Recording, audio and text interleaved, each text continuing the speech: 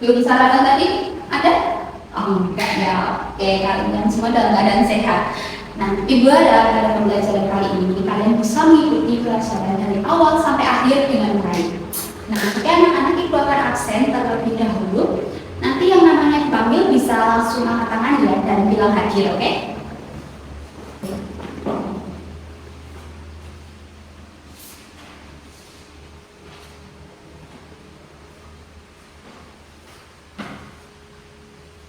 Aurelia Wulandari Febri.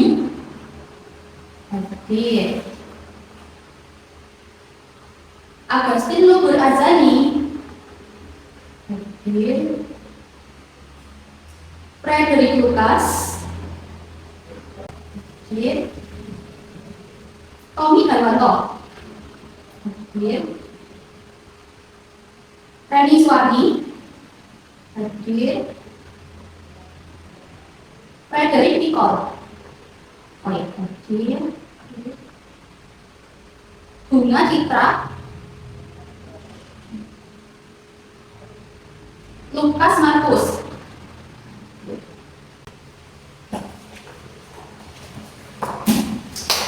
Oke anak-anak, jadi kalian hari ini masuk semua ya. Bagus-bagus, Ibu apresiasi atas semangat dan juga kedatangan kalian di kelas untuk mengikuti pelajaran pada pagi hari ini.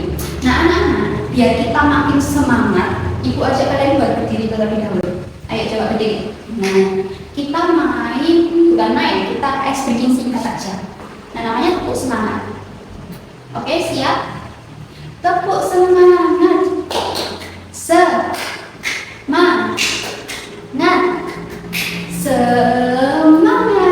Yeay. Oke, duduk. Nah, anak-anak, kalian masih ingat gak kira-kira materi kemarin kita membahas tentang apa? Yang bisa langsung angkat tangan? Oh iya, ini silakan.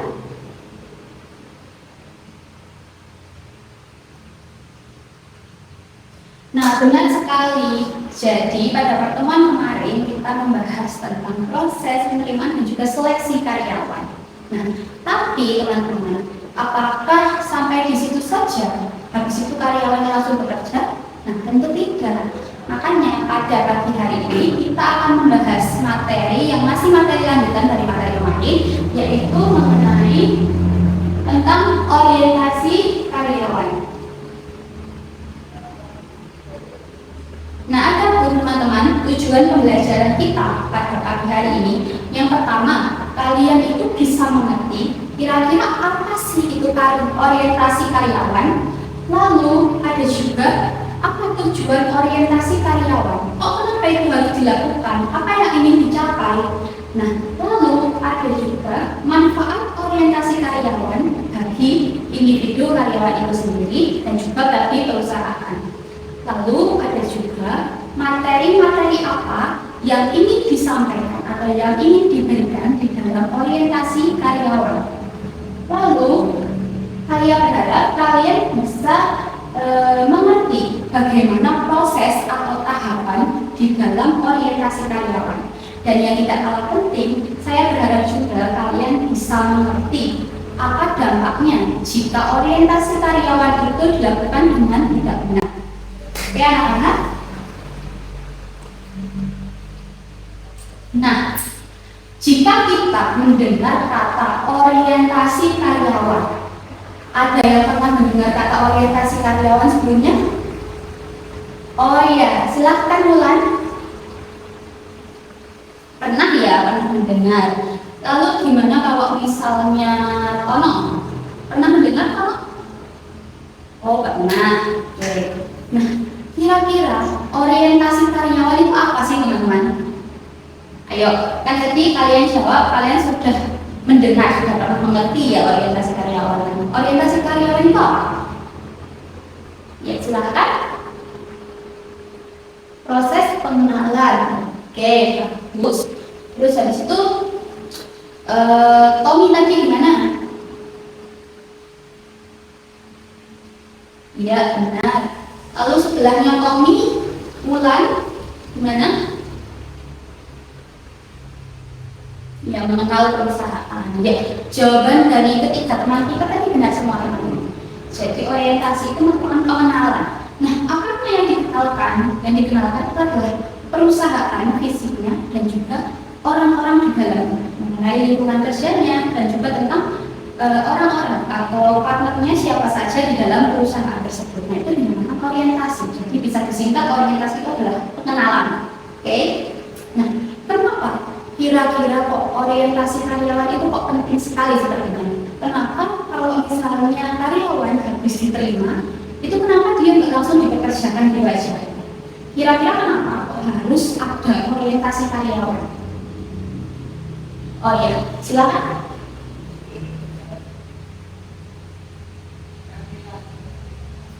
Benar. Terus siapa lagi? Oh yang di sebelahnya, agak ngantuk, jangan ngantuk dong. Ayo, siapa ini? Oh ya, punya silakan.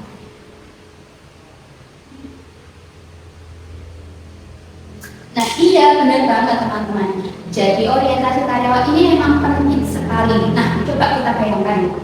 Kalau misalnya nih, kalian diterima di SMK ini, tetapi tidak ada MPLS. Nah, kira-kira kalian bingung nggak? Ini sebenarnya sekolah apa? Sistemnya seperti apa? Pelajarannya dari jam berapa sampai jam berapa? Bingung kan pastinya. Nah, maka dari itulah yang menjadikan orientasi itu sangat penting teman-teman. Kalau misalnya tidak ada orientasi, seorang karyawan itu kan pasti akan bingung kan? Lama-lama dia motivasi untuk bekerjanya semakin berkurang. Nah, kita bahas dulu. Yang pertama ada orientasi karyawan. Orientasi karyawan ini apa? Orientasi karyawan ini merupakan proses pengenalan perusahaan kepada karyawan baru. Nah, kira-kira yang dikenalkan apa aja? Pertama ada lingkungan kerja. Nah, maksudnya gimana Bu lingkungan kerja ini? Jika misalnya teman-teman nantinya sudah bekerja di sebuah perusahaan, yang akan dikenalkan itu adalah tempat di mana kalian itu bekerja nantinya. Itu yang dinamakan lingkungan kerja. Jadi di dalamnya itu kita akan mengetahui seperti apa perusahaan itu, bentuk fisiknya seperti apa, ruangannya ada apa aja, berdirinya dari kapan sampai kapan. Nah, seperti itu. Lalu ada tugas dan tanggung jawab. Ini biasanya disingkat dengan job desk. Jadi seorang karyawan di situ itu sebagai apa dan tugasnya itu ngapain aja. Lalu ada aturan perusahaan. Di dalam perusahaan itu, nah dia nanti memiliki aturan apa? Apa yang nggak boleh dilanggar? Bagaimana cara kerjanya atau alurnya, step by stepnya, agar apa? Agar dapat meminimalisir kesalahan yang akan dilakukan oleh karyawan itu sendiri. Dan juga dia nggak jadi kebingungan. Kira-kira aku nanti melakukan ini benar atau salah? Ya aku takut. Nah seperti itu. Lalu ada budaya kerja. Yang dinamakan di sini budaya kerja itu kayak visi dan juga misi di dalam perusahaan itu seperti apa? Bagaimana normanya, cara berkomunikasinya seperti apa? Nah itu akan dijelaskan di dalam orientasi karyawan ini. Nah, apa saja tujuan di dalam orientasi karyawan ini, teman-teman? Yang pertama, memperkenalkan budaya dan nilai perusahaan. Seperti yang tadi saya bilang, misi perusahaan itu apa? Apa sih sebenarnya yang ingin dicapai dari perusahaan itu? Lalu ada juga visinya. Visi ini adalah cara atau tahapan atau langkah-langkah yang akan dilakukan untuk mencapai si misi ini tadi. Baik, sampai sini bisa dipahami terlebih dahulu. Oke, bisa ya. Dan juga nilai-nilai ini agar tujuan pribadi selaras dengan organisasi. Nah, kira-kira teman-teman, di sini kan ada kalimat ini, agar tujuan pribadi selaras dengan organisasi. Nah, kira-kira kenapa kok harus diselaraskan? Mungkin ada yang bisa menjawab, teman-teman? Ya, gimana? Iya, benar banget. Nah, jadi kenapa kok pribadi ini harus selaras dengan tujuan organisasi? Yang pertama, karena ia di situ sebagai makhluk sosial. Dia nggak mungkin teman-teman bekerja sendiri di perusahaan, itu nggak mungkin. Tapi dia butuh yang namanya rekan kerja, dia butuh yang namanya partner, ya kan? Dia harus tahu siapa atasannya, siapa pimpinannya, mungkin siapa nanti bawahannya. Nah, seperti itu. Jadi dia tidak bisa di sini itu bersikap egois atau mementingkan diri sendiri, tidak bisa. Udah, aku maunya di sini bekerja. Ya udah, aku harus bekerja, aku pulang. Nah, tidak bisa seperti itu teman-teman. Karena apa? Karena setiap perusahaan itu memiliki aturannya masing-masing. Sampai di sini bisa dipahami? Lalu selanjutnya apa teman-teman? Ada membantu karyawan baru beradaptasi secara fisik dan sosial tentang peran dan juga tanggung jawabnya. Struktur, job desk-nya, tanggung jawabnya seperti apa. Nah, fisik ini yang tadi dimaksudkan itu adalah perusahaannya ya teman-teman. Jadi bentuk fisik atau bangunannya. Kalau misalnya ya sosial itu berarti relasinya dia dengan karyawan lainnya. Gitu. Nah, lalu ada menyampaikan kebijakan dan prosedur atau SOP dan peraturan perusahaan untuk meningkatkan produktivitas dan juga mengurangi kecemasan. Nah teman-teman, saya ingin share atau cerita sedikit saja. Nah ini, jadi dulu itu saya punya teman namanya Melisa. Nah, kami mengenal Melisa itu sebagai seorang yang pendiam. Tetapi teman-teman, nggak disangka dia diterima di sebuah perusahaan. Lalu posisi atau jabatannya dia dalam cepat itu tiba-tiba meningkat drastis. Melisa yang awalnya itu kami kenal orang yang pendiam, penakut, kok bisa tiba-tiba menjadi jabatannya itu cepat naik. Nah, akhirnya saya mencoba memberanikan diri bertanya kepada Melisa, Mel, kamu kan dulu orangnya penakut, kok bisa sih sekarang itu masuk perusahaan lalu jabatan itu kok cepat banget, kira-kira tipsnya apa? Terus saya bercandain gitu. Nah terus dia jawab, iya Angel, dulu waktu awal-awal masuk aku emang takut banget, aku introvert. Karena apa? Karena pada waktu orientasi karyawan baru ternyata teman-temanku atau karyawan lain itu benar-benar bagus banget kinerjanya, bahkan melebihi aku itu masih di bawah banget. Tetapi pada saat orientasi karyawan, pada saat dia ikuti orientasi karyawan itu, pimpinannya menjelaskan bahwa kinerja itu bisa saja bertingkat. Akhirnya dia itu motivasinya itu tumbuh dari mengikuti orientasi karyawan itu. Dia mengerti bagaimana cara bersosialisasi dengan orang lain, tugasnya juga jelas, jadi dia benar-benar lancar banget di dalam kerja. Nah, itu teman-teman. Jadi orientasi karyawan ini memang penting banget untuk meningkatkan produktivitas. Nah, dari kasusnya teman saya Melisa tadi, itu kan produktivitasnya dia baik. Jadi kinerjanya itu benar-benar bagus teman-teman. Itulah pentingnya orientasi karyawan. Dari mengubah karyawan baru atau pegawai baru yang awalnya tidak mengerti apa-apa, tetapi berkat dia dari awal sudah dibimbing, sudah diberi pelatihan, diberi kejelasan, akhirnya dia bisa mengerjakan tugasnya dengan baik dan juga produktivitasnya tadi itu terus meningkat. Gitu.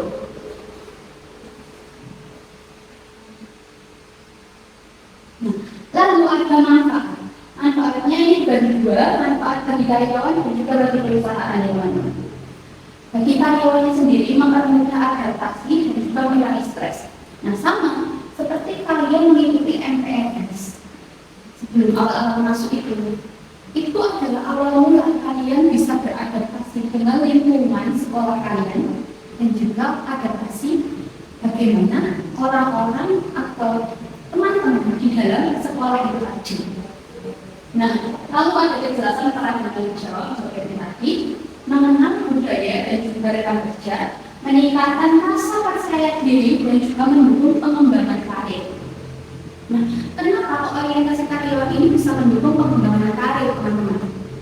Karena di dalam orientasi karyawan ini, seperti yang sudah saya jelaskan di awal tadi, dia akan menumbuhkan motivasi motivasi. Jadi dari situ kita akan memahami perannya dia seperti apa. Nah, di peran itu gimana caranya dia berkembang. Nah, itu akan dijelaskan juga di dalam orientasi karyawan itu.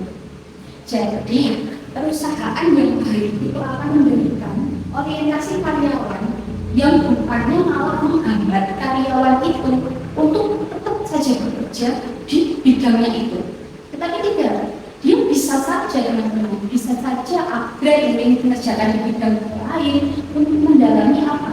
Mendalami karirnya tadi, kira-kira dia berkembang di bidang apa. Nah, itu bisa sekali. Lalu bagi perusahaan meningkatkan produktivitas, lalu meningkatkan retensi karyawan. Nah, ini disebut juga pergantian karyawan atau karyawan yang resign biasanya. Nah, itu kira-kira disebabkan oleh apa, teman-teman? Mungkin ada yang bisa jawab, kenapa kok memang di perusahaan itu banyak sekali karyawan yang dia memang sudah nyaman sebenarnya, tetapi tiba-tiba dia resign. Nah, kira-kira faktornya apa saja? Ada yang bisa jawab? Iya, coba benar. Kelas, betul. Nah, tidak kompeten, bisa jadi ada konflik atau persoalan. Ya, semua jawaban dari ketiga teman kita itu benar semua. Jadi kenapa kok karyawan itu kadang-kadang dia di awal itu kok tiba-tiba resign? Dia sudah bagus kinerjanya, kok tiba-tiba resign? Lah, ada apa ini sebenarnya yang salah? Benar banget, mungkin ada yang konflik di tengah jalan sama karyawan, sejadi yang lain sebagainya, itu bisa banget. Jadi di dalam orientasi karyawan ini nanti juga akan dipandu gimana caranya ngobrol atau gimana caranya kita berkomunikasi dengan orang lain. Di saat kita menghadapi konflik, kita lapornya kemana? Jadi ada arah dan kejelasannya. Nah, kalau misalnya ya baru awal itu tadi bekerja itu dia resign, bisa jadi dia nggak betah sama lingkungannya, dia kaget, dia shock gitu. Karena pada awalnya memang dia nggak diberi orientasi terlebih dahulu, dia nggak dikenalan terlebih dahulu. Nah, itu bisa aja membuat dia itu langsung resign atau nggak betah di tempat kerjanya. Lalu selanjutnya ada menghemat waktu dan biaya. Nah, kenapa orientasi karyawan ini juga menghemat waktu dan juga biaya dari perusahaan itu? Karena dalam orientasi perusahaan tadi kan dikenalkan, dia dilatih juga, diberi motivasi, dikembangkan terus. Nah, biaya yang seharusnya dipakai untuk misalnya produksi, nah tidak jadi digunakan untuk merekrut karyawan baru karena karyawan tadi itu sudah kompeten. Nah, seperti itu. Nah, lalu teman-teman, materi apa yang akan diberikan pada saat karyawan baru mengikuti orientasi di perusahaan? Yang pertama ada pengenalan perusahaan atau company profile. Nah, sejarahnya, dia diajarkan sejarahnya. Loh, kenapa kok Bu harus sejarah? Kan kita hidup di masa sekarang, kenapa kita harus mengerti sejarah-sejarah yang lalu dari perusahaan itu? Nah, memang harus teman-teman. Jadi, perusahaan itu mengenalkan sejarah dari awal dia merintis atau dari awal dia berdiri dari tahun berapa, lalu cabangnya ada di mana aja, cabang berdiri di sini dari tahun berapa, dan juga sampai perusahaan besarnya. Nah, sejarah atau alurnya ini penting banget dikarenakan apa? Dari sejarah itu tadi, setiap step by stepnya itu akan berkembang. Nah, perkembangan inilah yang disebut sejarah, teman-teman. Jadi memang sejarah itu penting banget untuk dikenalkan pada seorang karyawan baru agar dia mengerti kira-kira tujuan dari berdirinya perusahaan ini dari awal, dari nol sampai sekarang itu apa sih yang ingin dicapai, lalu apa saja perkembangannya. Seperti itu. Lalu kebijakan peraturan, HR policy, peraturan perusahaan, jam kerja, prosedur cuti, kode etik, tunjangan, dan juga sistem pembagian. Jadi semua kebijakan dan peraturan ini di perusahaan yang baik itu haruslah transparan. Jadi kalian benar-benar ngerti kira-kira prosedur cutinya itu berapa. Kalau misalnya aku sakit lama, itu cutinya habisnya sampai berapa. Lalu sistem penggajiannya gimana? Apakah digaji per minggu atau per bulan atau malah nggak digaji? Bercanda, oke? Pasti digaji kok. Nah, Terus habis itu struktur organisasi dan juga tim. Pengenalan struktur tim, pimpinannya siapa, lalu perkenalan dengan rekan kerja. Kira-kira di bidangnya dia ampuh itu nanti dia bekerja sama dengan siapa? Nah itu dinamakan rekan kerja atau teman kerja. Lalu tugas dan tanggung jawab jabatan, job description, menjelaskan detail mengenai fungsi pekerjaan, lalu ada juga keselamatan dan juga keamanan dalam bekerja. Agar apa? Agar karyawan itu nanti merasa aman pada saat bekerja. Dia memang tahu kalau misalnya saya merasa terancam atau posisi saya terancam atau misalnya pekerjaan saya ada yang salah, dia tahu dia harus melapor kemana. Nah itu pentingnya orientasi karyawan. Dia akan diberitahu terlebih dahulu dia harus melapor kemana dan apa saja yang harus dilaporkan. Nah seperti itu. Lalu ada fasilitas dan tur kantor, mengenal lingkungan fisik, misalnya kayak ruang kerja, toilet, kantinnya di mana, terus ruang pimpinannya di sebelah mana. Nah itu dia akan diarahkan pada orientasi ini. Jadi nanti seorang karyawan itu bukan cuma dijelaskan kayak materi ini aja, tetapi diajak berkeliling. Nah berkeliling melihat perusahaannya itu, ini bagian apa, ini ruangan apa. Jadi dia benar-benar tahu teman-teman. Lalu ada aplikasi, penandatanganan kontrak, pendaftaran asuransi, dan juga dokumen pendukung lainnya. Nah, sekarang kita masuk ke materi proses dan juga tahapan. Nah, tahapan yang pertama ada pra-kedatangan atau pre-arrival. Nah, di tahap ini ngapain aja? Karyawan baru itu mengumpulkan dokumen, seperti misalnya mengurus berkas, dokumen-dokumen misalnya kayak KTP, NPWP, dan juga lain sebagainya. Lalu itu mempersiapkan alat kerja. Alat kerja yang dia gunakan apa aja? Kayak misalnya laptop, misalnya buku besar, misalnya apa, dan sebagainya gitu. Kayak email, ID card, apa aja. Terus habis itu pengiriman agenda. Nah ini mengirimkan jadwal hari pertama agar karyawan itu merasa disambut. Kalau ini itu bagian perusahaan ya teman-teman. Jadi perusahaan atau pihak yang berwenang untuk mengurusi orientasi karyawan itu nanti akan mengirimkan jadwal atau mengirimkan kapan kira-kira hari pertamanya si karyawan ini tadi masuk. Agar apa? Agar karyawan itu nyaman dan merasa diperhatikan oleh perusahaan ini tadi. Oke, sebelum itu ada yang kurang dipahami sampai sini bisa dimengerti? Oke, kita lanjut. Lalu hari pertama, ini waktu dia datang. Penyambutan dan juga dasar-dasar. Membuat karyawan merasa diterima dan juga memahami dasar perusahaan. Nah, ini meliputi apa? Mereka yang disapa hangat, ada tur kantor, tadi yang seperti saya bilang, mereka dibimbing atau diajak berkeliling untuk mengetahui lingkungan fisik kantornya, dan juga dokumen serta kontrak, menandatangani berkas administrasi terakhir, dan juga pengenalan budaya kerja, visi, misi, dan juga nilai-nilai perusahaan yang dijaga itu apa saja teman-teman. Nah lalu ada masuk ke minggu pertama. Minggu pertama itu ada pelatihan dan juga pengenalan teman-teman. Nah di sini mereka itu bakalan fokus pada pemahaman peran dan juga sosialisasi tim. Pelatihan dasar, pengenalan sistem, teknologi yang dipakai di perusahaan itu apa aja. Lalu ada perangkat lunak yang digunakan. Nah ini ada juga pertemuan tim. Jadi nanti karyawan baru itu akan digunakan pada tim mereka.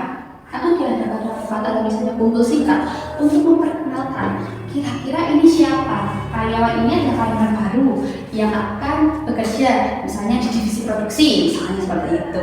Nah berarti teman-teman atau rekan-rekan kerjanya itu akan tahu, oh ini kira-kira yang akan mengisi tempat ini. Oh iya, berarti saya harus membantu. Dan juga si karyawan barunya ini gimana? Si karyawan barunya ini akan mengerti, oh berarti ini rekan timku. Oh, nanti kalau misalnya kesulitan atau mungkin aku ada hambatan, aku bisa bekerja dan juga bertanya kepada mereka seperti itu.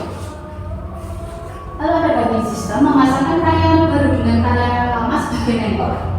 Nah, kira-kira kenapa teman-teman kok? Kenapa kok harus dipasangkan? Kok nggak dia bekerja sendiri? Kenapa? Ada yang bisa jawab? Ya silakan, Bagas. Baik, sebenarnya iya, benar banget teman-teman. Kenapa kok karyawan baru itu harus dipasangkan dengan karyawan lama? Karena apa? Karena dari karyawan lamanya tadi itu dia akan mengajari. Nah, dengan karyawan barunya gimana? Karyawan barunya bisa bertanya kepada karyawan lama itu. Karyawan lama kan lebih profesional profesional ya teman-teman. Nah, jadi dia nanti bertugas untuk mendampingi, misalnya mendampingi selama seminggu atau mungkin sebulan sebelum nanti karyawan lamanya ini keluar gitu. Jadi tidak serta-merta si karyawan baru ini langsung mengisi, tidak, tetapi harus ada bimbingan dan juga pengawasan dulu gitu. Lalu yang keempat ada proses evaluasi, tahap metamorfosis atau perubahan ya teman-teman, di mana karyawan ini beradaptasi penuh dalam mulai produktif, tidak lagi berkala, misalnya kayak mengadakan rapat atau pertemuan rutin. Jadi dia sudah nggak takut lagi, dia nggak minder lagi gitu di perusahaan itu. Dia bekerja sesuai apa peran dan juga bidangnya. Nah, lalu ada penetapan target, menyusun target kerja terukur, misalnya KPI sebagai bersama manajer. Lalu evaluasi orientasi, meminta umpan balik dari karyawan baru tentang proses onboarding. Jadi tahapan yang terakhir teman-teman itu adalah proses evaluasi. Untuk apa evaluasi? Untuk menilai kinerja. Kira-kira kalau kinerjanya kurang, apa yang harus dilakukan untuk meningkatkannya? Kalau misalnya kinerjanya udah bagus, gimana caranya untuk mempertahankan kinerjaku itu? Nah, seperti itu. Nah, ini kita masuk ke slide terakhir ya teman-teman. Nah, bagaimana kalau misalnya orientasi karyawan itu nggak dilakukan? Nah, betul banget teman-teman. Betul seperti apa yang dijawab tadi itu. Kalau misalnya orientasi karyawan itu nggak dilakukan, nah karyawan tadi belum masuk udah minder gitu. Baru 2 hari bekerja udah keluar. Karena apa? Karena nggak betah sama lingkungannya. Nggak betah kalau misalnya, loh kok ternyata di sini nggak ada kantinnya, so kalau pergi mana? Nah, itu kan awalnya dia nggak dikenalkan sama lingkungan fisiknya, dia nggak dijelaskan di sini itu ada apa-apa, jadinya dia shock, dia kaget. Nah, terus habis itu dia keluar. Nah, itu kan akan merugikan perusahaan teman-teman. Lalu tingkat turnover tinggi, misalnya nggak dihargai oleh pimpinan atau oleh karyawan lainnya, terus habis itu bingung dan tidak terhubung dengan perusahaan. Jadi dia merasa sendiri gitu, kayak di perusahaan itu dia sendiri di tengah banyak orang gitu. Nah, lalu ketidaksesuaian budaya dan nilai kerja, karyawan itu nggak memahami budaya perusahaan itu kayak gimana, tapi itu misi perusahaannya itu dia nggak tahu, visinya apalagi dia malah nggak tahu. Nah, sehingga menyebabkan konflik atau ketidakharmonisan di dalam tim. Karena dia kan awalnya nggak tahu, jadi dia bekerja semaunya sendiri gitu. Nah, sedangkan di dalam perusahaan kita itu bekerjanya sistem tim gitu. Jadi itu tidak bisa gitu dilakukan di perusahaan itu. Nah, makanya dari situ terjadilah konflik dan dia juga nggak tahu cara mengatasi konfliknya itu, dia harus berkonsultasi pada siapa. Nah, itulah fatal sekali ya teman-teman. Iya, benar fatal banget kalau misalnya orientasi itu nggak dilakukan. Nah, lalu biaya operasional membengkak, pergantian karyawan yang cepat memaksa perusahaan memerlukan biaya tambahan untuk proses rekrutmen dan juga pelatihan kembali. Karena dari awalnya nggak dijelaskan, banyak yang keluar, jadinya biaya yang tadinya seharusnya digunakan misalnya untuk membangun ini, jadi malah teralihkan untuk apa? Untuk proses perekrutan lagi dan juga pengembangan karyawannya. Moral karyawan menurun dan citra perusahaan negatif. Karena jika kita sudah diterima bekerja di suatu perusahaan, berarti kita berkontribusi penuh di dalam perusahaan, teman-teman. Kalau misalnya kita nggak bagus, berarti citra perusahaan yang kita bawa itu juga nggak bagus teman-teman di mata orang lain. Gitu. Oleh karena itu orientasi karyawan ini penting banget dilakukan ya teman-teman. Oke anak-anak, karena ini slide terakhir, kira-kira ada yang ingin ditanyakan atau mungkin bagian mana yang belum dipahami? Silakan bertanya. Ada?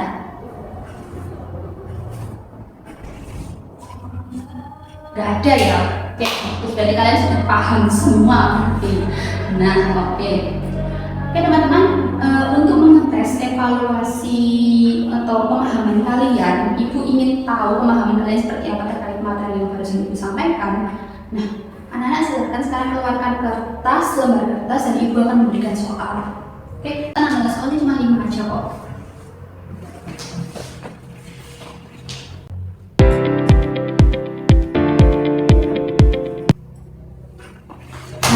Oke teman-teman, sebelum kita akhiri, Ibu Ibu akan memberikan sedikit rangkuman tentang materi yang barusan kita pelajari. Nah, jadi teman-teman, orientasi karyawan itu merupakan proses pengenalan lingkungan, perusahaan, dan juga budaya kerja, dan juga anggota atau rekan kerjanya, pokoknya semuanya yang ada di dalam perusahaan itu, dan juga pihak yang bekerja di dalam perusahaan itu. Manfaatnya yang pertama, untuk meningkatkan produktivitas, lalu menjaga keharmonisan. Nah, karyawan itu tahu kepada siapa dia harus melapor, pada siapa dia harus berkomunikasi, pada siapa dia harus bekerja sama. Nah, seperti itu ya teman-teman. Baik, karena pelajaran kita pada hari ini sudah selesai teman-teman, yang ingin Ibu sampaikan kepada kalian bahwa orientasi itu tidak semenakutkan itu teman-teman. Jadi apapun hal yang menakutkan, coba dulu, ayo ikuti, ayo jalani. Baik, Ibu mohon maaf atas semua kesalahan yang mungkin Ibu lakukan di dalam proses mengajar tadi. Ibu akhiri ya teman-teman. Selamat pagi dan juga terima kasih. Ibu apresiasi kalian hari ini benar-benar aktif banget. Baik, terima kasih teman-teman.